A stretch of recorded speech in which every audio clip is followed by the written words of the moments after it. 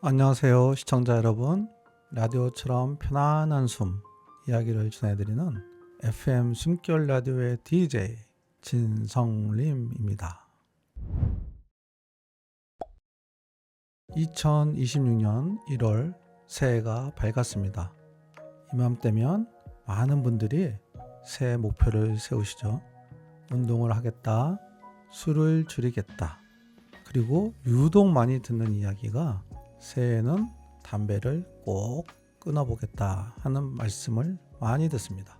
진료실에서도 제가 제일 많이 듣는 환자분들의 새해 결심 중에 하나가 바로 금연을 올해에는 꼭 해보겠습니다 라는 말씀입니다. 이러한 새해의 다짐이 지금 이 시점에서 다시 한번 되돌아보면 또 흔들리기도 하는 그런 시점이기도 합니다.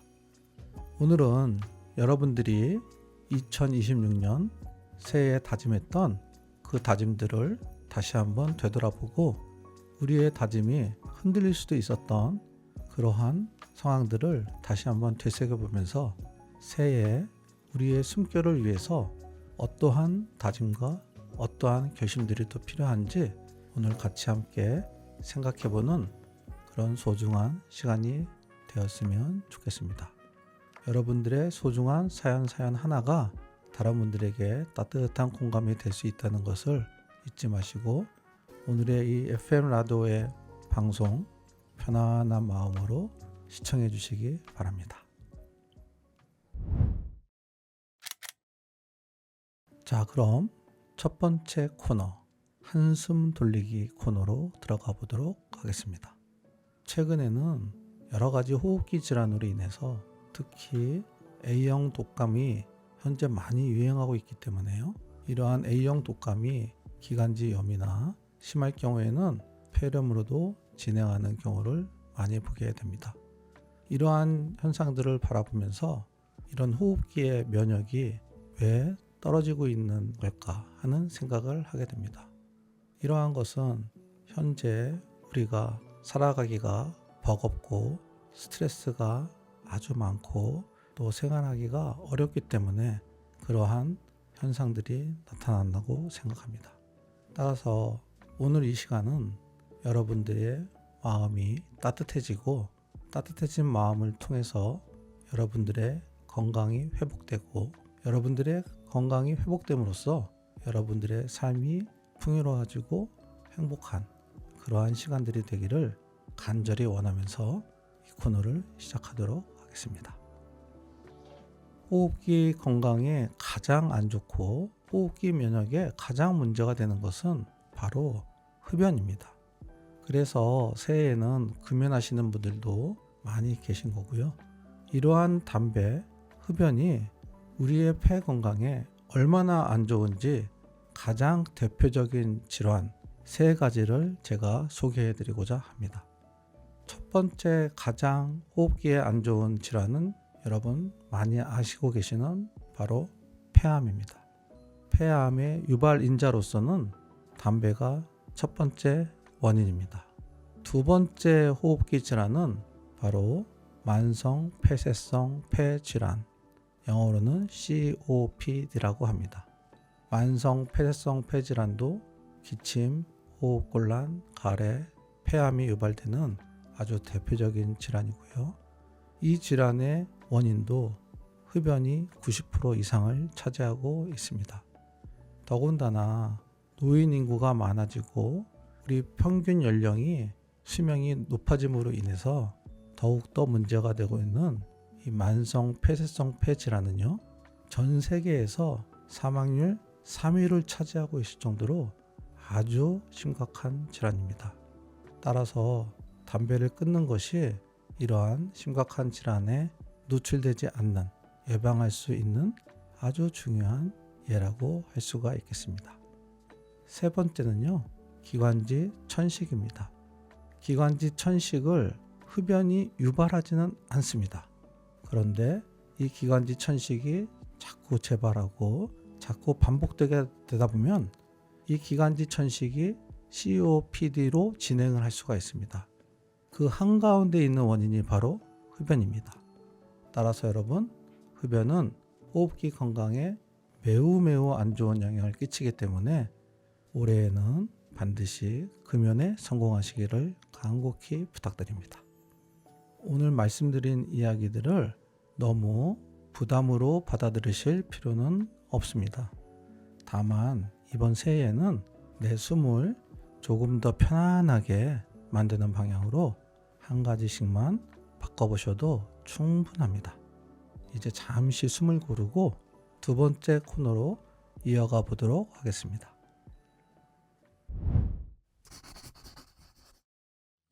두 번째 코너, 숨숨한 이야기입니다. 시청자들의 숨과 관련된 사연을 통해 소통하는 숨숨한 이야기 코너입니다. 오늘도 세 분의 사연을 준비하였는데요. 첫 번째 사연부터 읽어드리도록 하겠습니다. 첫 번째 사연입니다. 안녕하세요 원장님. 저는 수원 화서동에 사는 48살 김태훈입니다. 28살에 직장 생활을 시작하면서 담배를 하루에 한 갑씩 피우는 게 어느새 습관이 되어버렸습니다. 야근할 때도 회식 끝나고도 담배는 늘 곁에 있었고요. 지금은 예전만큼은 아니지만 그래도 아직은 이틀에 한 갑 정도는 피웁니다. 문제는 술을 마시는 날입니다. 아시겠지만 술이 들어가면 담배도 같이 늘어납니다.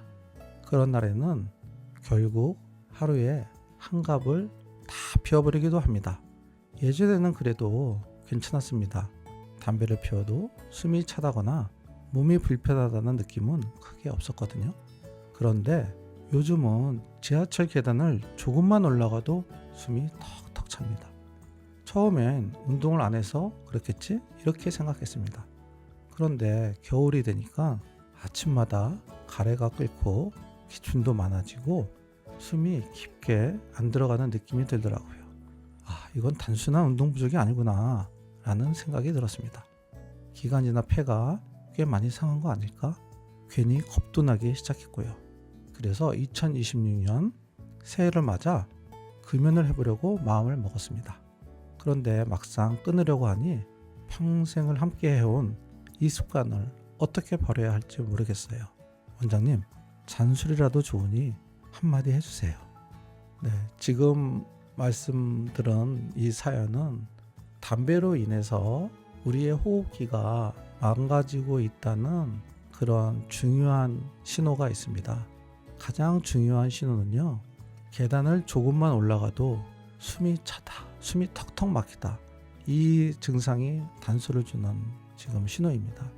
이 사연을 주신 분은 단순히 담배로 인해서 숨이 차거나 가래가 들끓는 게 아니라 제가 진료를 직접 해보지는 않았지만 아마도 지금 만성기관지염이나 기관지 천식이나 기관지 확장증이 동반되어 있을 가능성이 높다고 판단이 됩니다. 하지만 너무 실망하거나 낙담할 필요는 없습니다. 제가 들은 이 소견만으로는 정확한 진단은 어렵지만 아마도 초기 증상일 가능성이 높습니다. 그래서 저에게 잔소리를 좀 해달라고 말씀하셨는데 저는 이분에게 잔소리보다 격려의 말씀을 드리고 싶습니다. 사실 저는 담배를 피워본 적이 없어서 담배를 끊는다는 것이 얼마나 어려운 일인지는 저는 잘 모릅니다. 하지만 제가 30년 동안 호흡기내과 전문의 생활을 하면서 많은 환자들이 담배를 끊지 못하는 그것이 얼마나 힘든가 하는 것을 너무나 잘 알고 있습니다. 그래서 급하게 마음 먹지 마시고 담배를 천천히 줄여가면서 천천히 끊어야겠다는 생각을 가지시고 우선 가까운 병원에 가셔서 흉부 사진과 폐 기능 검사를 받아보시고 현재 나의 폐의 상태가 어느 정도인지, 나의 나이가 48세지만 내 폐 나이는 과연 얼마인지, 혹시 내 폐 나이가 60이 넘은 것은 아닌지 그러한 것을 확인하시면 담배를 끊는데 더욱더 동기부여가 될 것입니다. 사연을 주신 분이 헤쳐나가기를 간절히 응원을 드리면서 낙담하지 마시고 용기 내시고 힘내시기를 바랍니다. 두 번째 사연을 읽어보도록 하겠습니다. 안녕하세요 원장님. 저는 올해 53살 천천동에 사는 김효순입니다. 원장님은 제 이름을 들으면 누군지 아시겠죠? 저는 5년 전부터 밥이 잘 넘어가지 않습니다. 조금만 먹어도 숨이 차고 식사를 하다 말고 숟가락을 내려놓는 일이 점점 많아졌습니다. 나중에는 급기야 한 숟가락을 목구멍으로 넘기는 게 힘들어질 지경까지 이르렀죠. 처음에는 가벼운 호흡기 검사를 받았지만 이상이 없다고 들었습니다. 다음으로는 심장이 안 좋을까봐 심장에 대한 검사를 받아봤으나 이상이 없다는 소견을 받았습니다. 그래서 다른 큰 병이 있는 건 아닐까 해서 여러 번 검사를 받았지만 검사 결과는 늘 특별한 이상이 없음이었습니다. 밥을 못 먹어서 죽을 지경인데 병명이 없다는 말을 들을 때마다 진짜로 너무 힘들고 죽고 싶은 심정이었습니다. 그러다가 마지막으로 진성님 원장님을 찾아뵙게 되었습니다. 그때 처음으로 제 증상을 제대로 설명드릴 수 있었고, 그리고 드디어 원인을 알게 되었습니다. 저의 병명은 기관지 확장증이었고 이미 꽤 진행된 상태라는 말을 들었습니다. 그 말을 듣는 순간 너무 무섭기도 했지만 한편으로는 이상하게 마음이 놓였습니다. 드디어 이유를 알았구나 라는 생각이 들었기 때문입니다. 이후에 기관지 내시경 검사도 받고 치료를 시작했고 약도 꾸준히 먹으면서 조금씩 숨이 편해지기 시작했습니다. 무엇보다 가장 큰 변화는 밥을 다시 먹을 수 있게 되었다는 것입니다. 예전에는 밥 한 숟가락이 부담이었는데 지금은 식사 시간이 기다릴 정도가 되었습니다. 그래서 2026년에는 작은 목표를 하나 세웠습니다. 요리 교실에 다녀보라고 합니다. 이제는 먹을 수 있게 된 밥을 누군가 차려주는 음식이 아니라 제가 직접 건강하게 차려 먹고 싶어졌습니다. 원장님께 진심으로 감사 인사를 전하고 싶고 이제 다시 시작하는 제 삶에 응원의 한마디를 부탁드리고 싶습니다. 오늘 사연을 주신 이분은 정말로 많이 힘드셨고 정말로 많이 아픔을 겪으셨던 분입니다. 여러분, 인간의 3대 욕구 뭔지 잘 아시죠?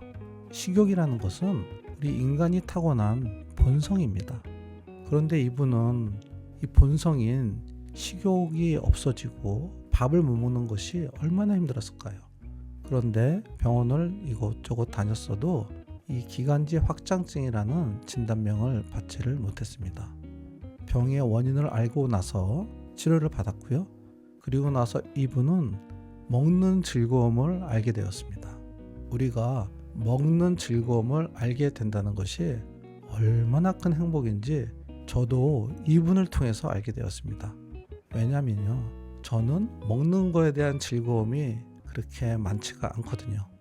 그런데 이분의 삶을 보면서 와, 우리가 식사하는 것이, 우리가 맛있는 것을 찾아 먹는 것이 우리에게 얼마나 큰 행복을 주는 것인지 이분의 삶을 통해서 저도 간접적으로 체험을 하게 되었습니다.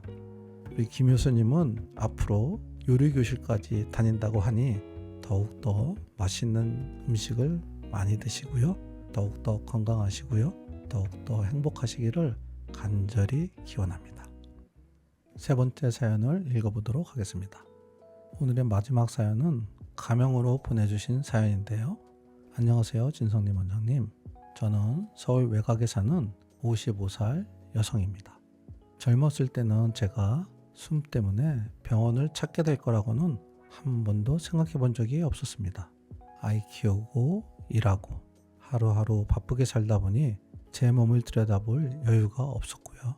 그런데 작년부터 이상한 변화가 느끼기 시작했습니다. 예전에는 아무렇지도 않게 하던 일들이 조금씩 버거워졌습니다. 장 보러 갔다가 계단을 몇 칸만 올라가도 괜히 숨이 가빠지고 밤에 누우면 숨이 깊게 안 들어오는 것 같은 느낌이 들었습니다. 처음에는 내 나이가 그렇지 뭐 하고 넘겼습니다. 주변에서도 다들 그 나이가 되면 다 그래, 그렇게 얘기를 했으니까요. 그런데 올해 겨울은 조금 달랐습니다. 감기에 한번 걸렸는데 기침이 한 달 넘게 계속되고 가래도 많아지고 잘 가라앉지 않았습니다. 그러다 문득 숨이 불편하다는 게 단순히 나이 탓만은 아닐 수도 있겠다는 생각이 들었습니다. 그래서 2026년 새해를 맞으면서 큰 목표는 아니지만 한 가지를 정해봤습니다.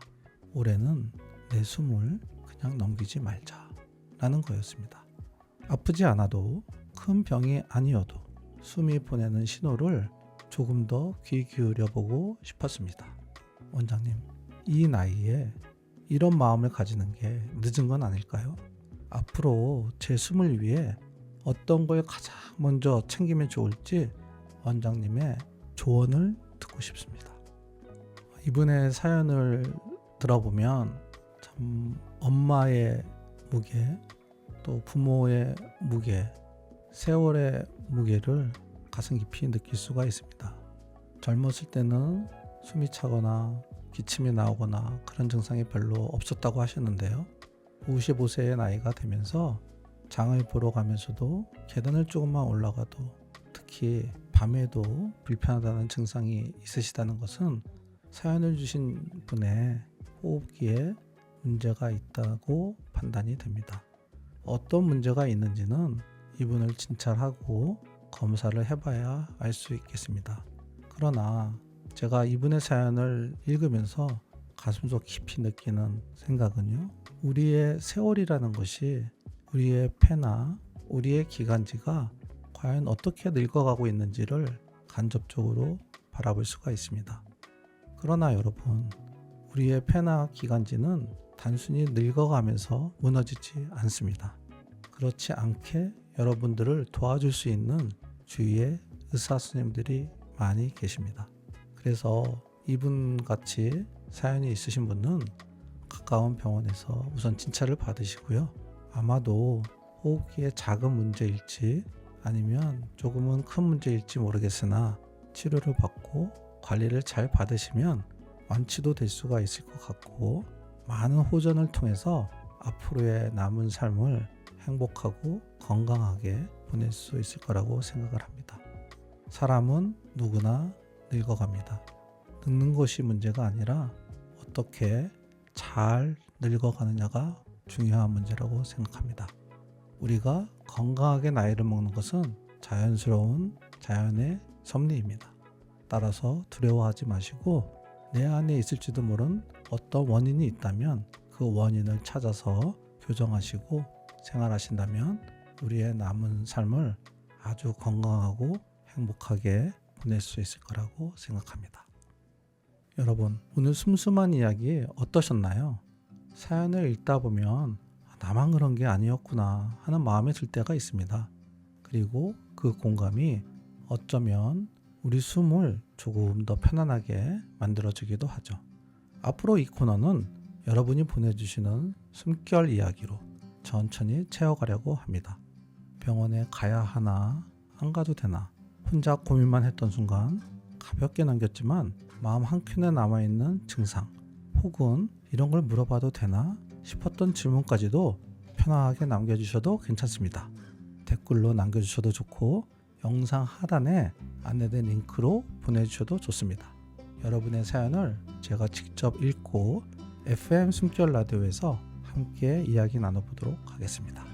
여러분의 이야기 하나가 또 다른 누군가에게는 큰 위로가 될 수 있습니다. 많은 참여 부탁드립니다.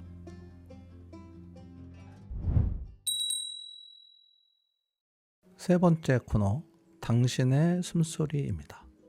이제 오늘의 마지막 코너, 이 코너에서는 제가 직접 진료실에서 마주했던 순간들을 통해 숨이라는 것이 우리 삶에서 얼마나 가까운 곳에 있는지 함께 이야기해보려 합니다.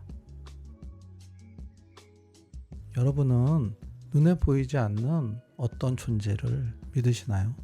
의사인 제가 이런 질문을 드리는 게 여러분께 조금은 어색하게 느껴질 수도 있을 것 같습니다. 저는 논리와 이성 그리고 검증된 과학을 바탕으로 진료를 하는 사람입니다. 하지만 진료실에서 가끔, 아주 가끔은요, 도저히 설명하기 어려운 순간을 마주할 때가 있습니다. 과학으로 정리할 수도 없고 이성으로도 설명되지 않는 그런 일들이 있습니다. 그 일이 정말 어떤 존재 때문이었는지, 아니면 인간의 마음이 만들어낸 이야기였는지 저도 단정할 수는 없습니다. 다만 분명한 건 그날 이후로 저 역시 숨이라는 것을 조금은 다른 시선으로 바라보게 되었다는 사실입니다. 지금부터 제가 진료실에서 겪었던 그날의 이야기를 조심스럽게 들려드리도록 하겠습니다. 44세 여자 환자분이었습니다. 이분은 가래에 피가 나오는 증상을 가지고 저희 병원에 처음 내원하셨습니다. 피가 굉장히 많이 나오는 상태였기 때문에 응급으로 기관지 내시경 검사를 시행하였습니다. 기관지 내시경 검사를 시행하였을 때 이분의 좌측 하엽 기관지에서는 활동성 출혈, 실제로 기관지 하엽에서 피가 철철철철 나고 있는 그런 상황이었습니다. 저희 등에서는 식은땀이 나고 저를 도와주는 간호사들 역시 긴장이 너무나 되는 그런 순간이었고요. 저는 이 환자의 피를 지혈하면서 치료를 했습니다. 그런데 치료를 하는 도중에 환자분의 산소 포화도가 99%에서 94, 93, 92 조금씩 떨어지고 있었습니다. 저는 기관지 내시경을 우리나라에서 아마도 아주 많이 경험한 그런 전문가 중에 전문가입니다. 검사 수치는 정상을 나타내고 있었지만 저의 느낌에는 이 환자분은 곧 더 위험한 상태에 빠지겠구나라는 촉으로 바로 기관지 내시경 검사를 중단하고 환자에게 응급 처치를 시작했습니다. 그런데 이 환자분의 산소 포화도가 60, 50, 40까지 떨어지다가 결국은 0%가 됐습니다. 0%가 됐다고 해서 환자가 죽었다는 뜻은 아닙니다. 하지만 0%의 산소 포화도라는 의미는 곧 환자가 사망할 수 있다는 상태였기 때문에 저는 즉시 CPR을 시행했습니다. 보통의 CPR에서 돌아오는 분들은요, 초기 5분에서 8분이 가장 중요합니다. 이 초기 CPR에 반응이 있어야 됩니다. 그런데 이 환자분은 제가 20분 이상을 CPR을 시행했는데도 산소 포화도는 계속 0%였고요. 더 중요한 것은 심전도에 리듬이 없었습니다. 심전도에 리듬이 없었다는 것은 심정지가 완전히 왔다는 뜻입니다. 그 당시에 저의 마음은 지금 상황에서는 어떻게 표현을 할 수가 없습니다. 기억이 나는 것은 모든 세상이 회색으로 변했고요. 모든 세상이 깜깜했습니다. 환자분이 죽었다는 생각이 드는 순간 CPR을 멈추게 되었습니다. CPR을 멈추고 저는 바닥에 털썩 주저앉았습니다. 바닥에 주저앉은 지 20-30초가 지났을 쯤에 갑자기 환자 모니터링에서 또 하는 리듬이 들렸습니다. 그 순간에 저는 아마도 이 세상에서 가장 행운을 기다리거나 이 세상에서 가장 기대에 차 있는 어떤 그런 인간의 존재였을 것입니다. 갑자기 저는 기운이 났고 갑자기 다시 그 환자에게 CPR을 다시 시작하면서 모든 각종 주사를 응급주사를 2배, 3배 주입하기 시작했습니다. 환자의 산소 포화도는 20%, 40%, 60%, 결국은 98%까지 올라갔습니다. 환자의 리듬은 정상으로 돌아왔습니다. 환자는 수면 마취 상태였기 때문에 그대로 회복실에서 회복을 하고 주무시고 일어났습니다. 그 환자가 다시 잠에서 깬 후 저에게 기관지 내시경을 했던 소견을 듣고 지금 현재의 소견을 듣는데 지금도 제가 소름이 돋는 환자의 생생한 말이 기억납니다. 환자분께서 갑자기 원장님, 저는 잠을 너무 푹 자고 왔습니다. 그래서 저는 웃으면서 그래요. 어떤 일이 생겼는지 잘 모르시죠? 이렇게 말씀해 드렸습니다. 그 환자분께서는 원장님 덕분에 제가 아들을 만나고 왔습니다. 이렇게 말씀을 하시는 것이었습니다. 그때 저는 약간 섬찟한 기운이 들면서 아드님이요? 아드님을 어디서 만나고 오셨어요? 물어봤습니다. 꿈에서 아들을 만났는데 그 아드님이 엄마 왜 왔어? 엄마 아직 올 때 아니야. 이렇게 말씀을 했다고 저에게 말씀했습니다. 아드님이 어디에 계신데요? 제가 물어봤거든요. 그런데 아드님은 20년 전에 교통사고로 돌아가셨다고 했습니다. 그 말을 듣는 순간 저는 온몸에 소름이 돋고 전율이 돋았습니다. 이분은 정말 이 세상을 떠나서 저 세상을 갔다가 오셨다는 생각이 들었습니다. 이 사연에 대해서 어떤 생각을 하고 계신가요? 저는 이 개인적인 경험을 통해서 보이지 않는 무엇인가가 있다. 그 무엇인가의 존재가 여러분들이 각자 믿고 있는 하나님일 수도 있고 어떤 신앙일 수도 있고 부처님일 수도 있고 무엇이든지 됐든 간에 인간이 과학적으로 검증할 수 없고 논리적으로 설명되지 않는 그 무엇인가가 분명히 있지 않을까 하는 생각을 갖게 되었습니다. 그 이후부터 저는 숨을 바라보는 태도가 변했습니다. 이 한 사람의 숨을 통해서 얼마나 많은 위대한 일들과 기적적인 일들이 생겨날 수 있다는가 하는 것에 대한 생각을 하게 되었습니다.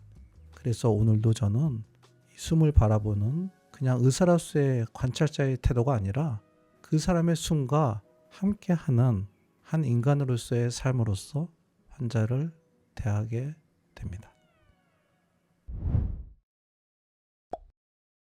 오늘 FM 숨결 라디오에서는 새해라는 시간 위에서 숨과 건강 그리고 새해를 시작하는 마음에 대해 함께 이야기 나눠봤습니다.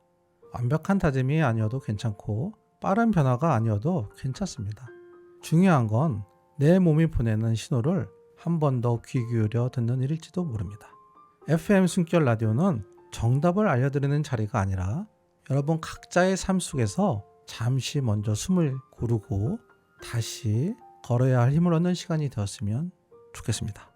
오늘 이 시간이 여러분의 2026년을 조금 더 단단하고 조금 더 따뜻하게 시작하는데 작은 도움이 되기를 바랍니다. 다음 시간에도 또 다른 숨 이야기를 가지고 여러분을 찾아오겠습니다. 지금까지 FM 숨결 라디오의 DJ 진성님이었습니다. 편안한 하루 보내시고 숨 잘 쉬세요.